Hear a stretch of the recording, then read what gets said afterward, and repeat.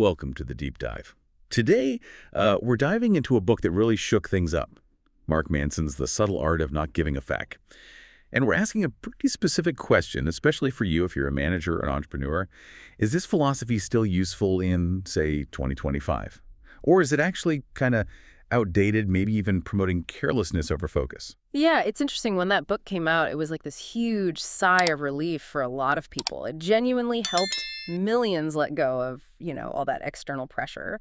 But it's always been a bit controversial, hasn't it? The title itself, well, it invites people to maybe misunderstand it. Some took it as a green light for just, apathy. Exactly. That tension is key. The line between helpful focus and, frankly, irresponsible indifference. That's what we really want to unpack today. We're not just reviewing it like, oh, was it a good read? No.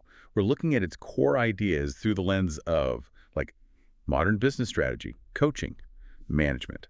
Has its time passed? And maybe more critically, can you actually use its ideas to run your team or grow your business without causing problems? Let's get into it. Okay, so to really get its value, especially now, we have to start with the absolute basics, the fundamental idea. The whole philosophy kind of hinges on this one premise. Your time, your emotional energy, your attention, they're all limited. They're scarce resources. Right. You can't spread yourself infinitely thin. Precisely. Since you literally cannot care about everything equally, the art part, well, that's the conscious, sometimes difficult process of choosing, prioritizing, figuring out what few things really deserve your energy. I like that framing. Yeah. Because it immediately steers away from that common mistake, right? Just reading the title, you might think, okay, just be numb. But what you're describing isn't really indifference in that sense. Okay. It sounds much more like strategic allocation, like resource management for your brain. That's exactly it. Strategic allocation. True indifference is just passive. It's checking out. This is active. It's actually courageous sometimes. It means saying no proactively to demands that don't line up with what you've defined as success. That might be saying no to certain social pressures or what other people think success should look like, or even the temptation to just feel sorry for yourself. Manson was pretty blunt about it. Look, pain happens. Difficulty is part of life, part of building anything worthwhile. But whining about it, playing the victim, that's just wasting that precious energy. Okay, that core concept, prioritizing your mental investment, it makes sense theoretically. But let's really test it against, the reality of 2025. Things feel intense.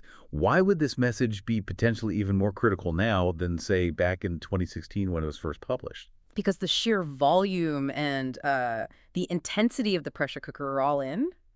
It's amplified like crazy.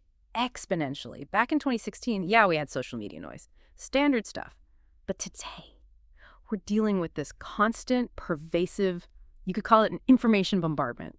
And it's often curated by really sophisticated AI. It's not just more stuff coming at us. It feels like it's specifically designed to make us anxious, to make us compare ourselves constantly. Exactly right. Think about it in a business context. It's not just email notifications anymore. It's this subtle, or maybe not so subtle, expectation that you need to be ready to pivot your whole strategy based on some breaking news headline that pops up every hour. And the algorithms now, they feed you these hyper-personalized streams of everyone else's apparent perfection. Your competitors' amazing growth stats, your peers' flawless Instagram life. It makes those comparison loops almost inescapable. And way more corrosive, I think, than the simpler social feeds we had years ago. So the upshot is, if you don't consciously, aggressively choose what gets your attention, then all that noise, which is literally engineered to grab you, it'll just choose for you. It becomes this constant battle for your own cognitive bandwidth. That's the absolute key. The core philosophy, this idea of mental triage, it's not just relevant, it's highly necessary. If you let the noise win, you basically paralyze your ability to focus on the things that actually move the needle. You end up just reacting, constantly putting out fires instead of, executing your own plan. Okay, but let's tackle the potential downside here. In a tough economy, maybe things are uncertain. Doesn't adopting this strategic indifference attitude risk making a manager or maybe a business owner seem, checked out, disengaged, especially to their own team? Is there a real danger it could accidentally encourage actual apathy where, real responsibility is needed? That's a really important point, and it's where the subtle part of the title comes in, I think. It's crucial. The second this philosophy becomes an excuse, a way to dodge core responsibilities, things like product quality or ethical leadership or just being straight with your staff the moment that happens, it fails. It becomes toxic. Manson's whole point, really, is that you choose the few crucial things that define your life or define your business's success, and then you care about those things deeply. fiercely. Got it. So, okay, using your example, Yeah. if I decide that my team's morale is a top priority, something I do give a feck about, Hmm. then I actually have to actively lean into their feedback, right? Even the tough stuff, even if it's uncomfortable. But maybe I consciously choose not to care about, I don't know, the latest viral business guru shouting advice on LinkedIn. Exactly. You're trading, you're swapping caring about random external validation for caring about your internal integrity, your team's health, your operational effectiveness, things that actually matter to your goals. Okay, let's zoom in on that small business owner. They're often juggling, what, 5 different major roles: sales, ops, marketing, CEO, maybe even chief therapist sometime. Oh, absolutely. And that's why this book can be such a potent wake-up call for that specific group. The underlying assumption that you can somehow excel at all those roles simultaneously, giving them all equal weight in your head, that's probably the quickest route to burnout. And potentially to failure. A business owner really needs to use this kind of thinking to draw some lines, to set boundaries, to acknowledge their limited capacity. Can you maybe walk us through some of those tough prioritization questions this mindset forces you to ask? Yeah, it really pushes you to define which battles are actually worth fighting. Which things you care about are genuinely aligned with your profit, yes, but also your purpose. So a business owner has to ask things like, do I really need to track every single move my competitor makes? Analyze every quarterly report? Or should I maybe redirect that energy into, say, optimizing my own customer service? Does every little trend that pops up on TikTok or Instagram demand my immediate attention and reaction? Or is that just, well, digital busy work?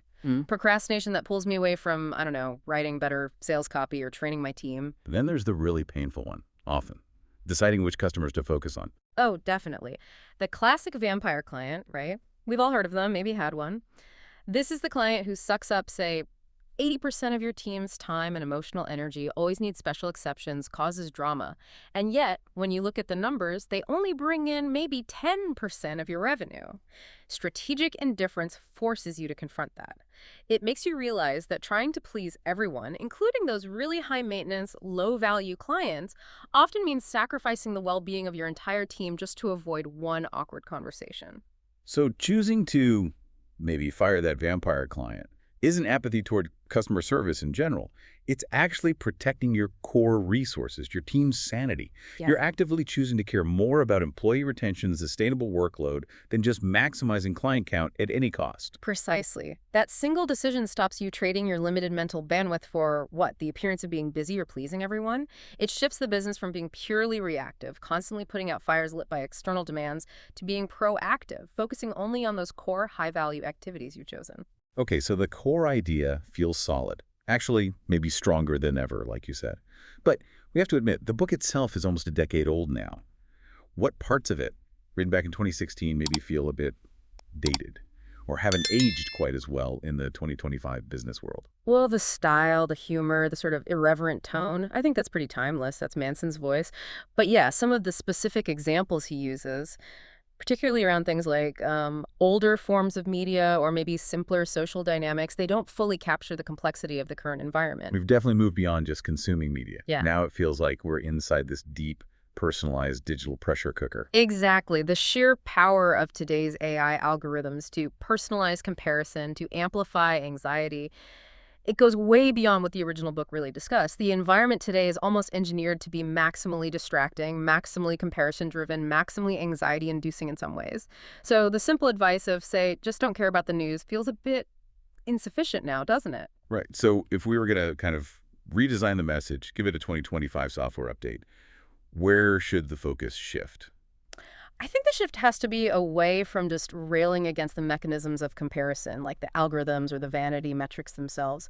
And instead, focus has to be laser sharp on measurable internal effort and results.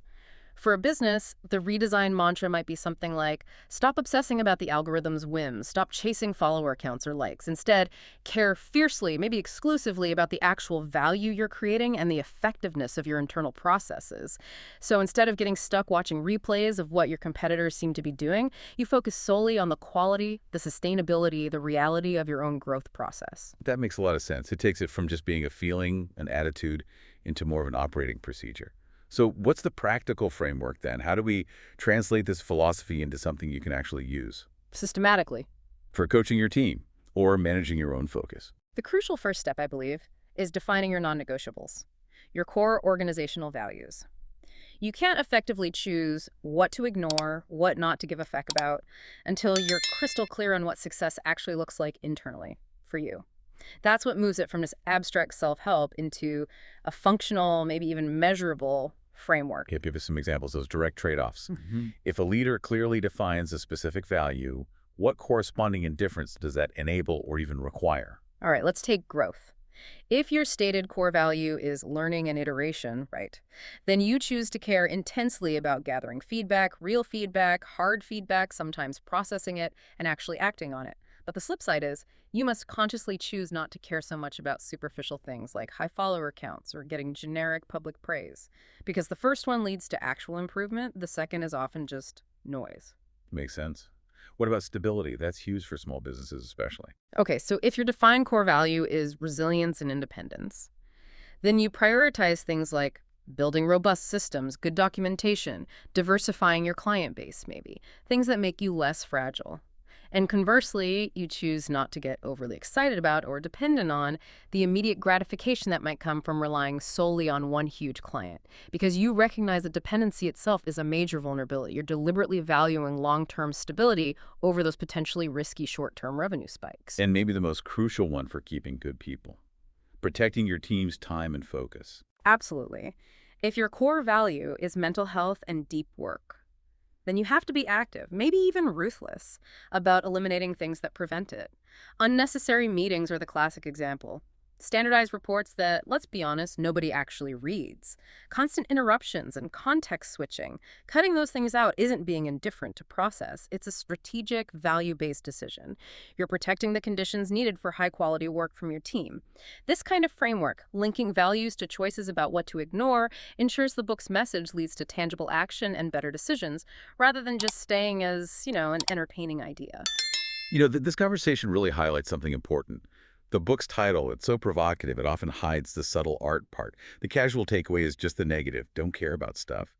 But the real core seems to be about caring about fewer things, yes, but caring about them more deeply, more intentionally. That intentionality is everything. It's the bright line between genuine freedom, real focus, and irresponsibility or laziness. Recognizing that saying yes to every external demand inevitably destroys your internal productivity. That's the first realization. But actually mastering the strategic no, that's what carves out the space you need for the truly important yeses, those few priorities that will actually move your business forward. So, looking at our sources, thinking through this, it seems pretty clear. The subtle art of not giving a feck isn't really expired.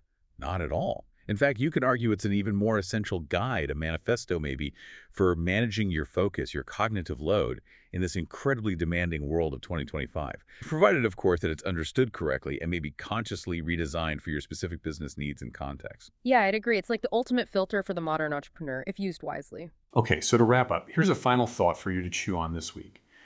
And we really mean for you to consider the practical, tangible business application here. What is one thing? Maybe a recurring distraction, perhaps a high-maintenance client you know you should deal with, or even just a vanity metric you keep checking. What's one thing you're currently giving way too much importance to that you should deliberately choose to let go of, starting this week, purely to protect your focus? Choose those battles wisely. We'll see you next time.